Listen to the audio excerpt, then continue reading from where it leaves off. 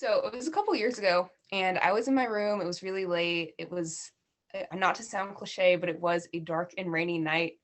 And I was just in there, and I had the lights on, and I was watching my iPad, and everyone else was asleep. It was like 2 or 3 in the morning, and I didn't want to wake anybody else up, so I had my earbuds in, and I was just big chilling. I was watching YouTube. I was just doing my thing.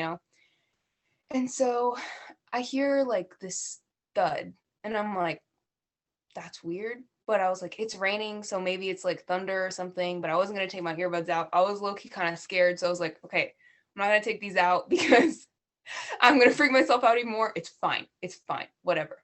And so then I hear it again, and it's like, but it's like really muffled. And I was like, it's thunder, whatever. It's thunder. Who cares? And so I'm just sitting there, and then a couple seconds later, the lights flicker on and off. And like I said, I had my lights on before, so I was like, whoa, that's weird. But again, this thunderstorm theory I had in my head, I was like, okay, it's just like the power's going out. It's fine. It's totally cool. It's just the power. And my iPad wasn't plugged in, so it made sense. And so I was like, all right, it's just power. It's whatever. It's whatever. And then I swear I heard somebody like faintly, very faintly, like call my name, like super quiet. And I was like, all right, I was really starting to freak out at this point. I was like, oh my God, I'm literally about to be murdered. And then the lights flicker on and off again. And then the room just goes dark. Like it's completely dark. And I was like, oh God. And then I just see like this hand descend out of the darkness and onto my knee. And I screamed bloody murder. Like I screamed so loud. I literally thought I was about to be killed. And I look up and it's my mom. And she has this look on her face like, and she starts screaming too because I screamed and I was like, what are you doing? You're trying to give me a heart attack? And she's like, no. And so what had happened was that she was like trying to get my attention because I had my earbuds in, but I thought it was a thunderstorm. And then she put her hand on my knee because she like had no other way to get my attention. Because at first she tried knocking, and that was the thunder I heard. And then she tried flicking the lights on and off, and that was the power going out. And then she tried calling my name, and that I thought that was a demon whispering my name.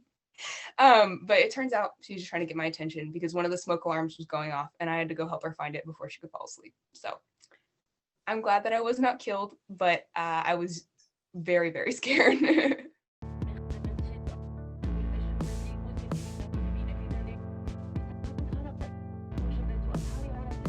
So, in my experience with ghosts, I mostly only had three encounters, but I'll focus on one. Um, it they all happened to whenever I was very young, and for some reason they all happened in Mexico, all different time periods. Um, the first time I ever kind of got scared by anything supernatural was whenever I was in the back of a truck with my cousins, and it's kind of hard to describe it, but my grandma's house is in the corner of the street, and right next to her, and then the street's in the middle, and on the other side is like this really big field of, it was like a maybe a corn, a corn crop that was just barely starting to grow, and there's usually nowadays a donkey that sits like on that side, right next to this tree. But back then, it was just kind of this, old, almost about to like fall over kind of tree. And as I was riding in the back of the truck with my cousins, and as I was coming up around the corner to my grandma's house, I kind of just like was having the time of my life, talking to everyone, just feeling the wind. And as I look to the right and I see that tree, there's this like little kid, um, and he's just like looking at me like this.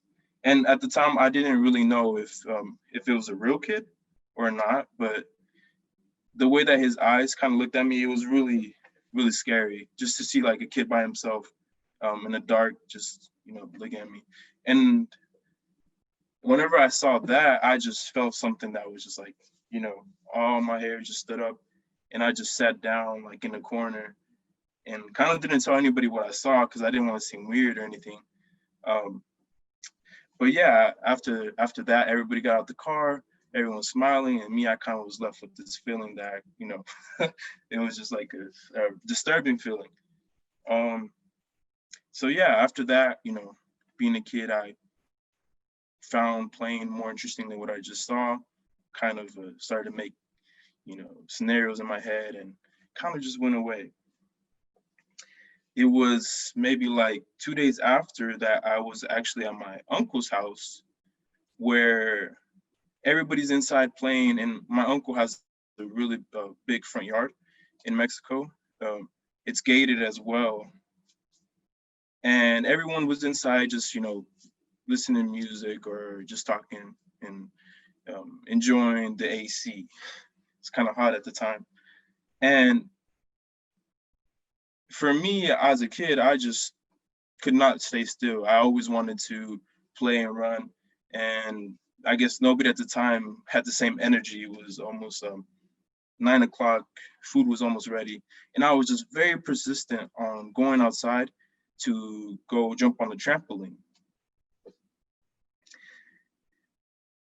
I was really never scared of going outside until like, especially in Mexico, I kind of felt like very free to just roam around until that night that I went out to the trampoline by myself. And as soon as I got on, I was just like jumping. I was just like, it was really fun. I loved the palm trees and the little cabana that we call it, which is like a little roof with palm tree leaves on it. It was just beautiful. The lighting was good. And as I'm jumping, I look down and I see a kid just like, I don't know if you've ever seen a trampoline, how like you jump in the middle but has like a frame. I see this kid just like looking at me, like hanging off the frame, like looking up, and he looked exactly the same as as the kid from the tree. So I didn't even look twice. I just ran. I just ran and felt that same rush of like um, of just being scared. My flight response just kicked in, and I just bursted out running. And again, I didn't tell anybody anything, mostly because everybody was paying attention to the food that was about to be served. But yeah, after that, I made sure to always go with somebody else. That way, I could at least tell somebody, "Do you see that?"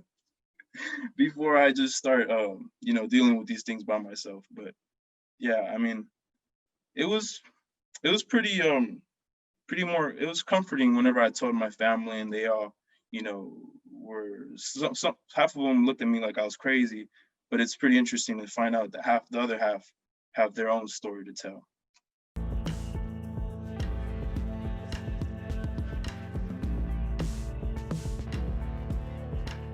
A man called Vlad Tepest, basically living in a small rural village in the past.